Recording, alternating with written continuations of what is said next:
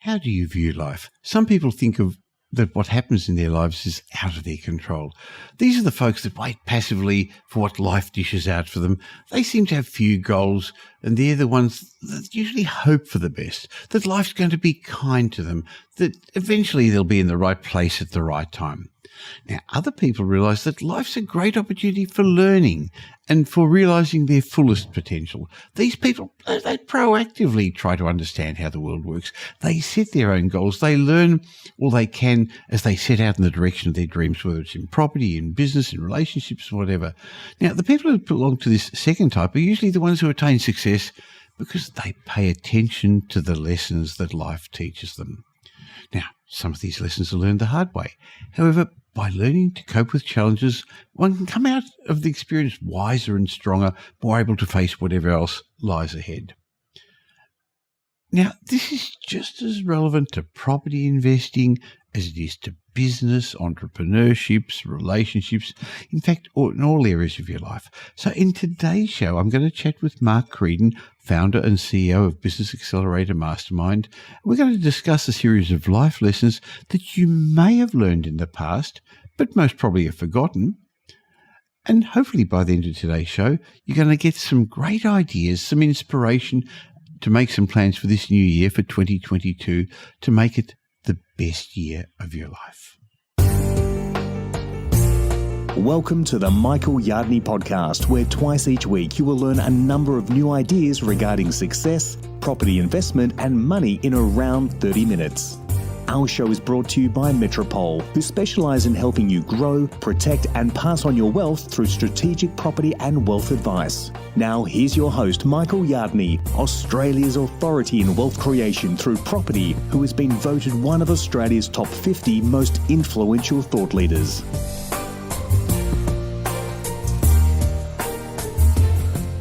Life is a continuous learning experience. Throughout our lives, we keep rising and falling, picking up some important lessons along the way. Some of these lessons come from experience. There are others we learn by watching others or by reading books or listening to podcasts. Today, I'd like to discuss some important life lessons that you should learn before it's too late, so they don't catch you off guard and unprepared. And I'm going to have this chat with Mark Creedon, founder and CEO of Business Accelerator Mastermind. Hi, Mark. Hello, Michael. Now, Mark, there are so many lessons I wish I'd learned when I was young. I wanted to know those to be able to appreciate them and apply them before they sort of caught me off guard. The thing with wisdom, and often with the lessons you learn in general, is that they're learned in retrospect, long after we needed them. And I bet you've had much the same feeling yourself. Yeah, very much so. I guess the good news, Michael, is that really other people can now learn from our experiences and the lessons that we've learned along the way. Well, that's what this particular session is about. But interestingly, that's what a lot of our particular podcasts, the regular ones we do as part of the Michael Yardney podcast, they're not as much about property or about business, but just about how to be better at all areas of your life. And the things I've learned from successful property investors and the things that you've learned coaching some very successful Australian small business people and entrepreneurs. So let's look at some of these important life lessons that we should learn as we go, things that maybe the person listening to this has learned but long forgotten. And I think the first one is everything you do matters. You're creating your future at the moment. Where you are right now is a result of all the things you've chosen to do and, of course, the things you've chosen not to do along the way, Mark. Yeah, it's interesting, Michael. You often talk about the compounding effect of both positive and negative decisions. So a decision you make today and continuing, say, positive decisions will lead to a compounding positive impact in years to come. And of course, the same is true with negative decisions, Michael, isn't it? Isn't it so? That's right. I think another lesson is life never gets simpler. People are waiting for it all to work its way out, to sort itself out. I'm almost scared to say life's meant to be hard, but if you want to be successful in life, you've got to do the hard things now so that you have an easy life later. Yeah, I think the other thing too is that whilst life doesn't get simpler, you often say it doesn't mean it won't get better. One of the things I always used to say to my kids when they were growing up, Michael, was that everything will be okay in the end. So if it's not okay, it's not the end. I first heard that expression in that magnificent movie, The Wonderful Marigold's Hotel, but it stuck with me. That's right. I think that's a great way of looking at it. I think the other interesting lesson to learn along the way is rarely do you need to figure everything out fully. I see that with property investors, and I know you see it with business people who won't take the next step till they know it all, till they know what's ahead, to know what's likely and where the risks are. Successful people don't wait till they know everything, do they, Mark? No, they don't know. And I don't know where the parable was, but I remember reading this parable once about the concept of, finally somebody figured everything out and the next day they died. But they waited so long, Michael, they'd waited so long to get it right and to get it completely right that they had no time left to actually use all this wonderful knowledge that they'd acquired. So successful people, successful investors, business people, they realize that when they know enough and they recognize that they're going to learn the rest along the way. I remember you teaching me as part of my coaching that you do as my business coach about what a successful SAS officer told you. Yeah, that's right. So that was about if we're 70% certain, then we go forward and the rest will pick up along the way. So really successful people don't wait to that 100% mark because, Michael, there is no such thing as 100% certainty. I mean, if I'd said to you in 2019, and you and I discussed this actually, how wonderful 2020 was going to be, or people at the end of 2020 said, I can't wait, this pandemic will be over in 2021, it just didn't happen. So if we'd waited for the perfect timing, we would still be sitting back in 2019. Yep, good point. Another interesting lesson is that while other people seem confident, they seem successful, they seem that they've got their act together, in fact, most of the time that's not really true, is it? No, often it's sort of faking confidence, Michael, isn't it? And what's the old saying? Fake it till you make it. So, yeah. So sometimes you have to actually fake it till you make it. But I think the other thing too about that is that if you look around and you were to, and you often say about comparing your chapter 2 with somebody else's chapter 28, but if you look around and you look at the success that other people have and you wait until you get to that point, the reality is their success may in fact be an illusion. It may not be real at all, Michael. Good point. I think the other thing is that many of us suffer the imposter syndrome. Now, I've done a whole separate podcast on that a while ago, but the concept is that people feel they're not deserving. I'm going to get caught out one day. I'm an imposter. I shouldn't be where I am. We see this once a year at Wealth Retreat also, where what many other people would call very, very successful people in all walks of their life, still they've got their limiting beliefs, still they've got their challenges, and still they wonder when they're going to get caught out. Yeah, Wealth Retreat is a great opportunity to see that imposter syndrome. And do you know what, Michael? I think we all suffer from it from time to time, don't we? It's not about absence of the imposter syndrome. I actually think it's about being able to move past it, being able to deal with it. And when it comes to visit, to be able to accept it and then look around for the proof that you do actually deserve it. But you see lots of people with it holding them back in their property journey, and goodness me, we certainly see it in business as well. Sure. Now, I also read something interesting. If you want to change the trajectory of your life, you've got to embrace 3 rules and apply them. Commitment is what gets you started. Consistency is what gets you somewhere. And persistence is what keeps you going. When I read that, I think I'd add one more. I'd add patience. Patience, wealth is Warren Buffett said it, wealth's a transfer of money from the impatient to the patient. So commitment's what gets you started along your journey, because you need commitment, you need resilience, because there's going to be obstacles along the way, aren't they? Yeah, there is. And once you've got that, and I love the adding of patience, but when you've got patience and commitment, I mean, consistency. Everybody that we see, Michael, in property and business, just success in life is just to be consistent. You've got to wake up, you've got to do it, you've got to go to sleep, you've got to wake up, you've got to do it. And if you get that consistency right, then what will happen is you'll suddenly look back over a period of time and go, oh, look how far I've come. And persistence, of course, is just getting up one more time when you get knocked down, because the journey is hard. Property investors are going to run into vacancies, into tenant problems, into unexpected expenses, into tax issues. Business people, well, what are the common issues they run to? And I should know, being a business person. Well, do you know what, Michael, if we could find a business that didn't have staff, didn't have cash flow, and didn't have clients. Oh, perfect. I'll have one of those. Wouldn't we all? But they're the most common things. And you've got to be consistent. in your approach, but you've just got to be persistent as well, Michael. Now, one of the lessons I mentioned a while ago is that life doesn't get simpler along the way, but maybe another one along the same lines is life doesn't get easier, but it doesn't mean it doesn't get better. People would like the easy way. It's not meant to be easy because if it is, everyone would be a success, wouldn't they? It's an old Paul Keating quote, isn't it? Life wasn't meant to be easy. But I mean, Yes, I remember that. but the reality. Some people listening to this won't even know who he was. That's showing our age. The thing is this, that people say to me in business, they go, Mark, what you're suggesting is going to be hard work. And I go, absolutely. But, the reality is if it was easy, everybody would be doing it. Everybody would be an entrepreneur. Everybody would be a successful property investor. And it's really only those people who are prepared to be patient, committed, consistent, and persistent that actually get to that end result, Michael.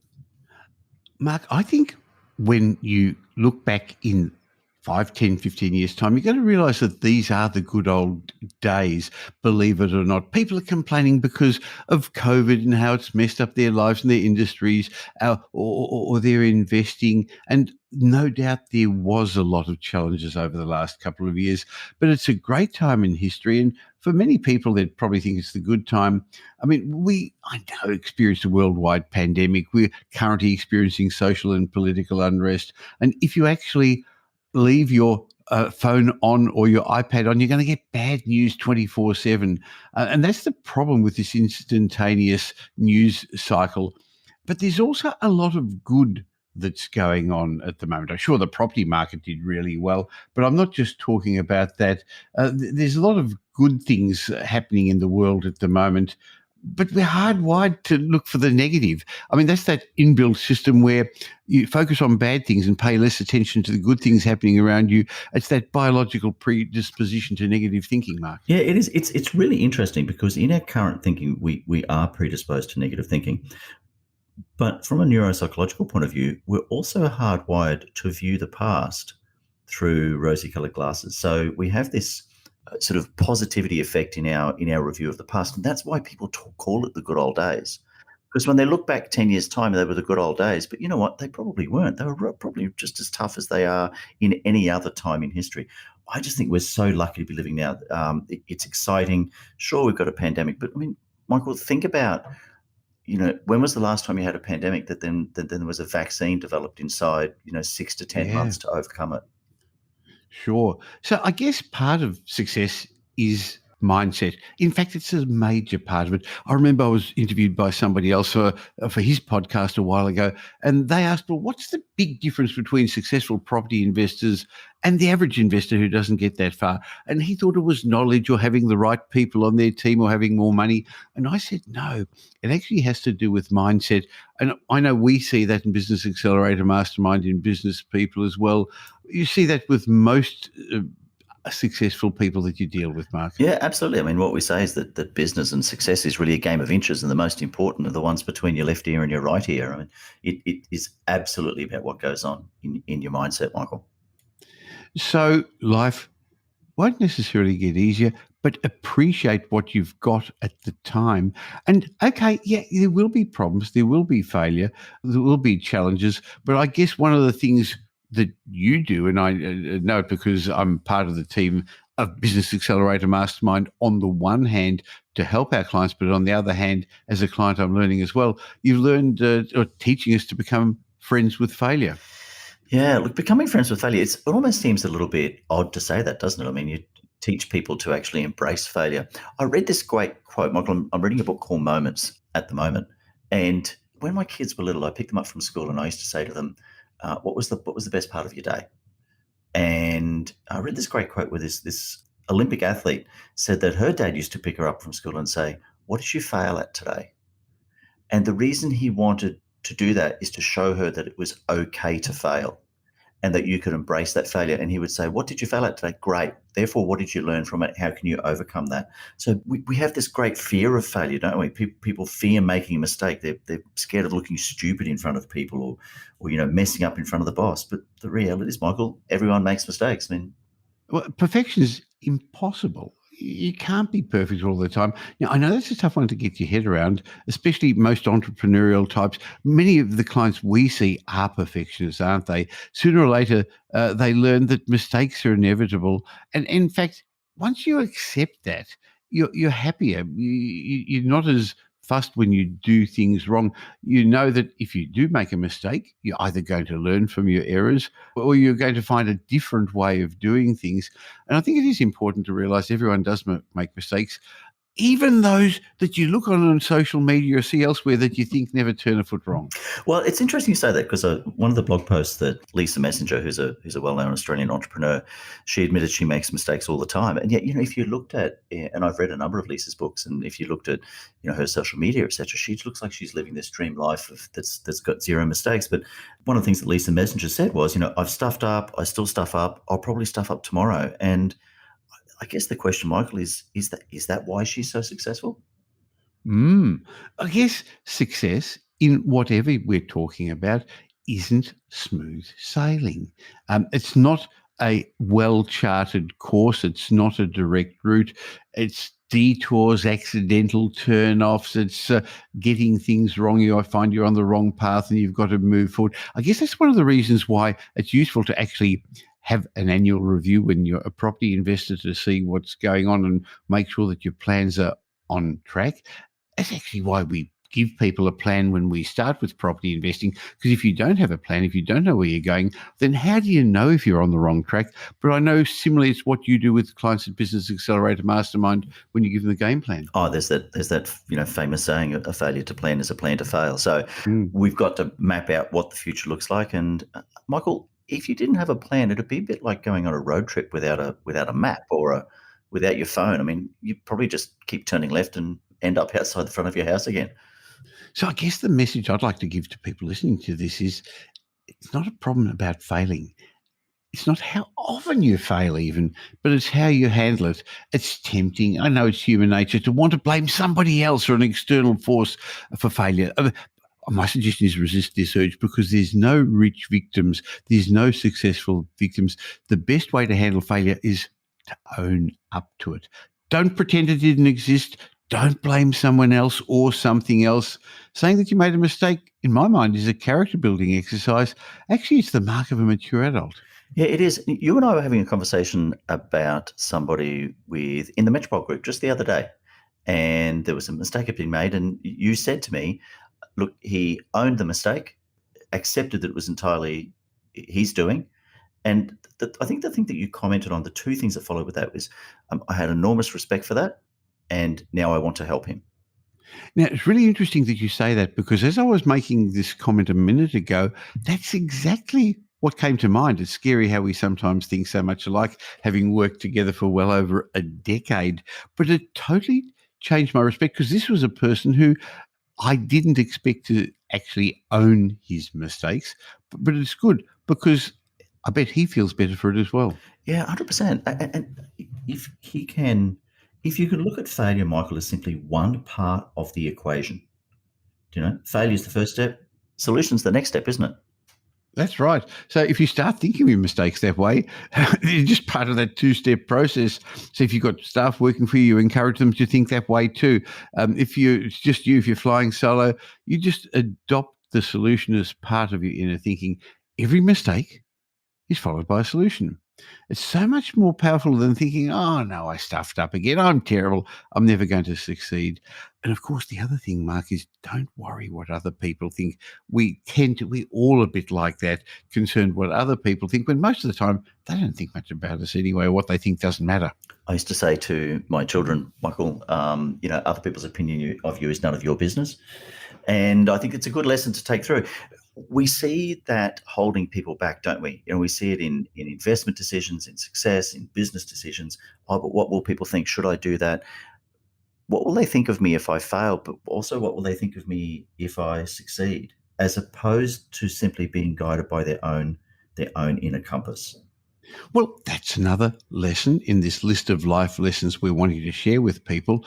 Every second you spend comparing yourself with somebody else is a second spent wasting your own time. So stop comparing yourself to others and create your own definition of success instead. We've already said a moment ago that it's so hard with social media to compare. And again, you should compare people at your stage of life rather than people who are already successful. That doesn't mean you shouldn't aspire to be like them, but it's very different to actually feeling bad about not being where they are. Aspiring to follow someone, learning from their lessons, from their mistakes, is very different from looking at somebody and being jealous of their position or believing that you can never achieve that.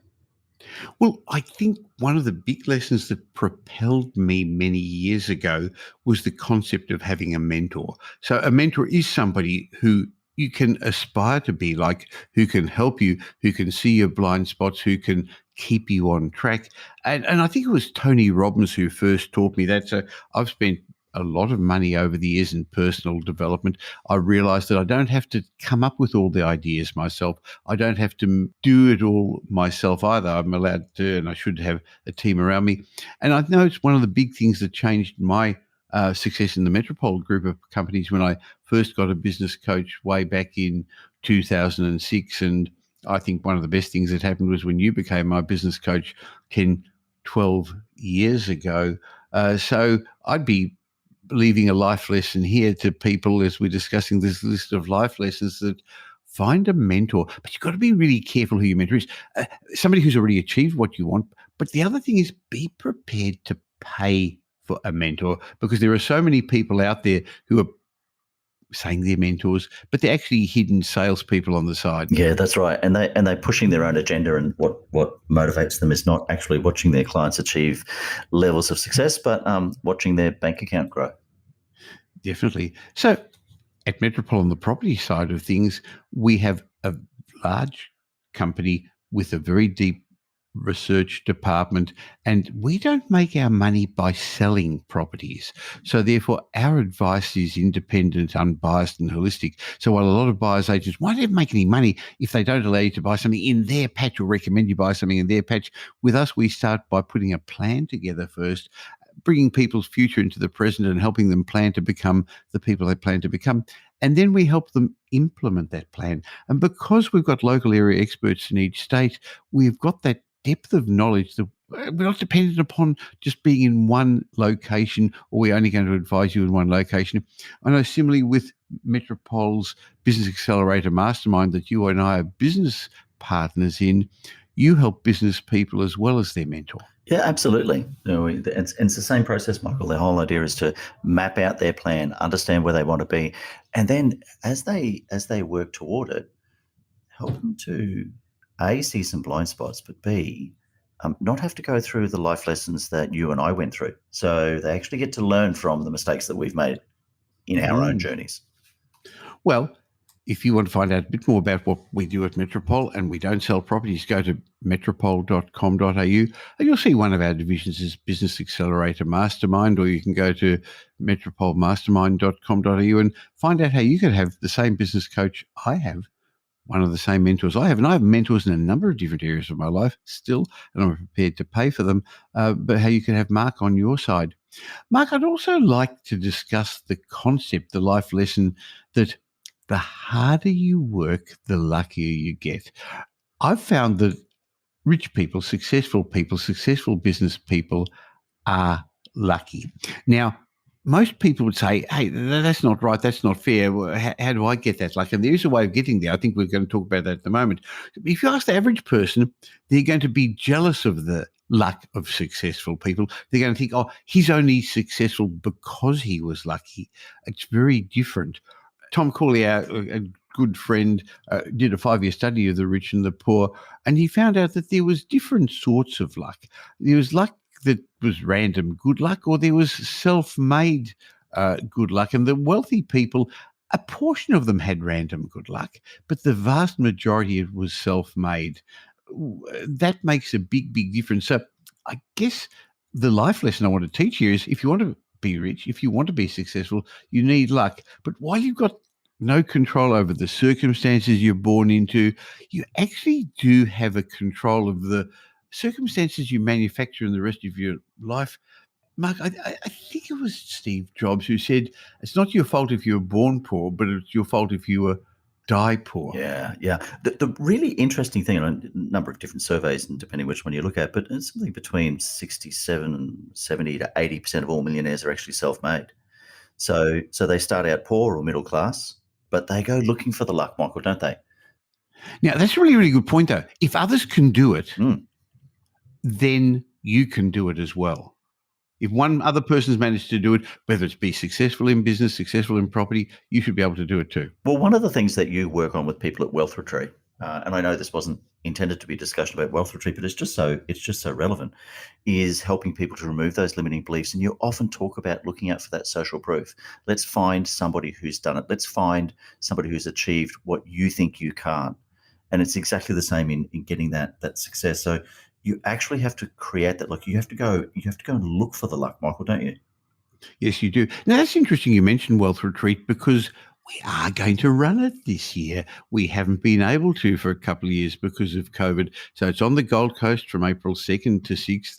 And because a lot of people booked in last year and have continued on to plan to come along to it, there aren't a lot of spots left. But if you go to wealthretreat.com.au and find out about what this special event is, we've been running it since, I think, 2006 or 2007, when once a year we get together in a room of already very successful business people, entrepreneurs and investors. And it's a transform. Look, it sounds corny to say it's a transformational event, but it really is, Mark, isn't it? You're right. It does sound corny, and I often say that to people when they talked about going to Wealth Retreat. And I say, look, I wouldn't say many things are life changing in terms of those sorts of events, but the number of people that I've seen just transform their life after spending 5 days there is quite astounding. And it's not because you're spending 5 days with you and you spend a lot of time there and me and the faculty, but it's also the other people you're around. If you can spend 5 days with such motivating people, all of a sudden you build a new network. Because I found that one of the challenges a lot of people have is isolation. They actually don't have a lot of people to talk with about their successes or their challenges. Yeah, isolation's a real issue in business. And, Michael, one of the things I often ask people is, do you have a network? I mean, it's one of the things that we do in Business Accelerator Mastermind is we give people that mastermind group as well. But isolation is that real challenge. And it gets back to that fear of appearing to be successful, not wanting to brag about your success, not wanting to talk about. But similarly, if you're an entrepreneur and you try and talk about the challenges of entrepreneurship or challenges of business with people who aren't in that position, it just becomes really difficult and complex. So having the opportunity to sit with that new group of network people is really quite amazing. Well, Tom Corley, that we were speaking about a while ago, comes once a year to Wealth Retreat. Now, he may not be able to this year because of international travel, but he's going to be doing a live video session. But I know that he says that success, when you think about it, really boils down to a game of hide and seek. Luck does the hiding. You've got to go seek for it. You've got to look for luck in the right places. So where do you look for it? Well, fortunately, success does leave clues.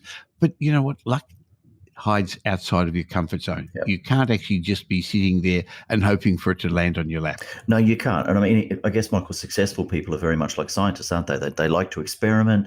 They step outside. They try new ideas, new people, new things. And I guess, therefore, that finding that luck really does require you to step outside of your comfort zone. It requires you to have an open mind, one that's curious, receptive to possibilities. And that goes back to what we said before about some people just not preparing to do things until it's all set out for them. But you'll never have that bit planned of how you're going to find that luck. So you've got to step outside your comfort zone, but you've also got to think positively, don't you? You've actually got to look for opportunities. Positivity opens up opportunities. It means you've got a positive mental attitude. It's the springboard to creativity, to insights. It's going to help you solve problems. Optimists do much, much better in this world than pessimists, Mark. Yeah, they do, because optimists are out looking for ways to solve problems. They're looking for solutions.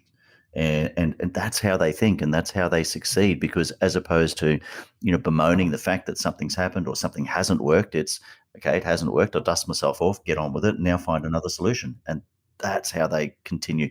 as you said before, not how many times you get knocked down, it's how many times you get back up that counts.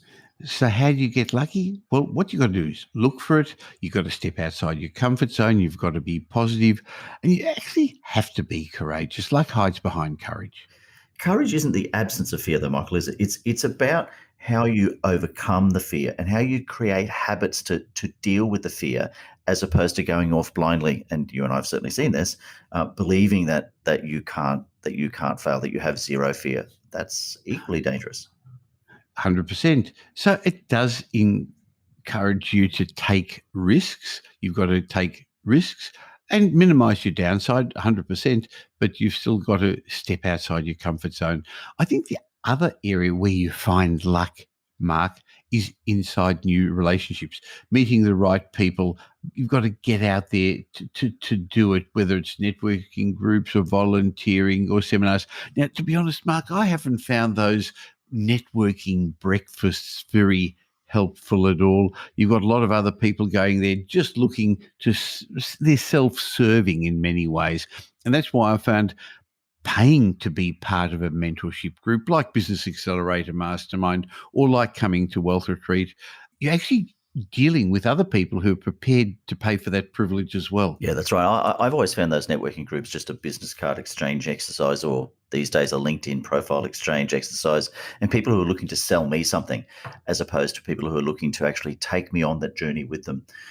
One of the things I love about what we do in Mastermind and at Wealth Retreat, Michael, is not just that individual learning, but the shared wisdom and the collective momentum that comes out of being a part of a new group and finding those new relationships. I mean, how I met you is a very good example. I met you through somebody who is now a mutual friend, but it was a client of mine and who said, Michael Yardney's looking for a coach, and you asked him, and that's how you and I came to work together.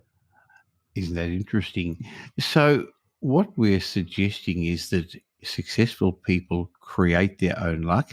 And when you've done the hard yards, when you've put yourself in the right position and luck comes around, Mark, you actually have to do something with it. You have to take action, don't you? Yeah, you do. Otherwise, what's the old saying, Michael? You know, some kind of a plan without an implementation strategy is just a dream. You're never actually going to get there. So you actually must take action to move toward the objectives you're looking to achieve.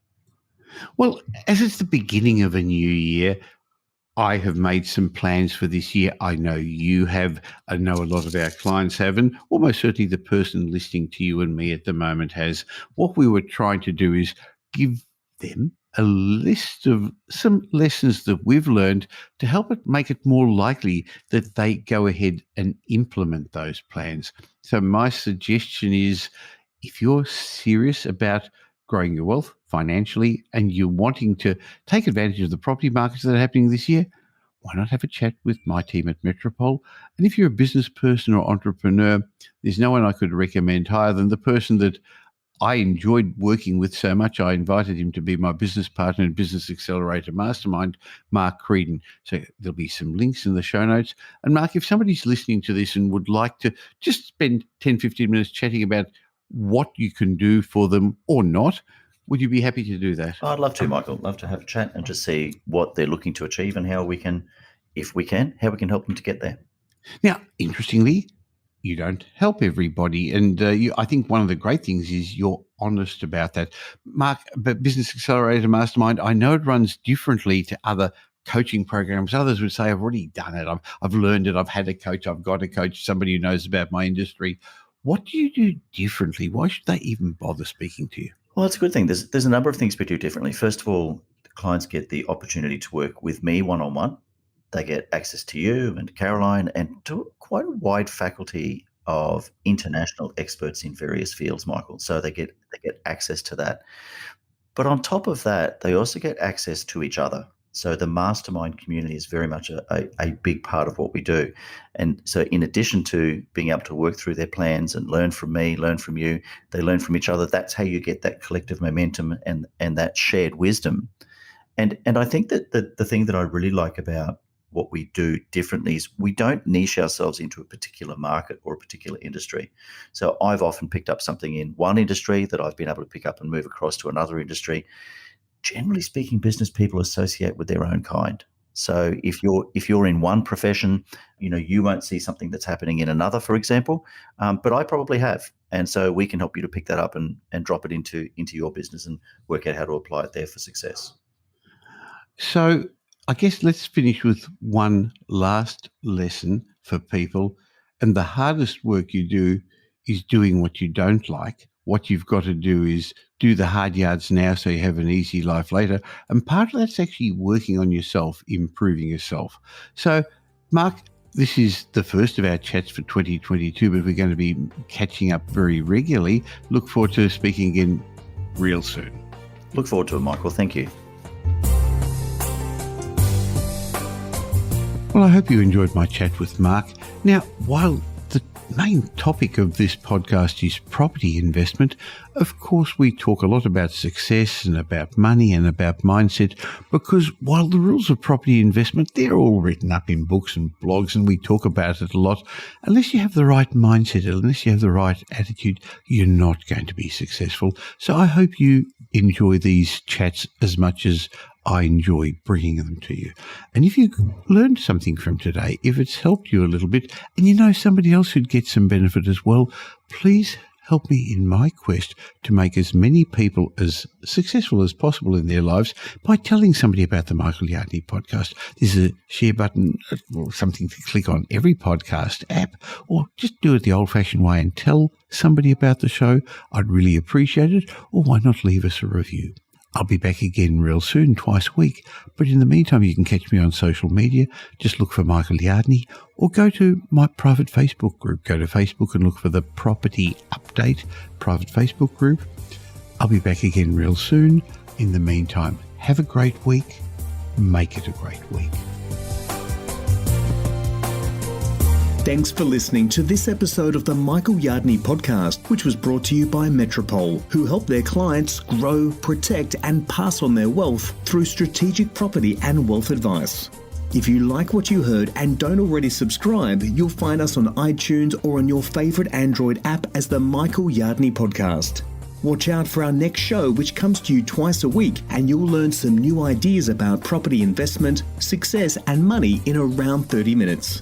To get more of Michael's thoughts, go across to www.propertyupdate.com.au and sign up for his daily morning briefing, and you'll hear from not only Michael but a group of leading property success and money experts. And just a reminder that the information you heard in this show today is general educational advice and not specific investment advice, as we don't know your personal circumstances. If you're looking for specific advice, why not ask the team at Metropole to help you?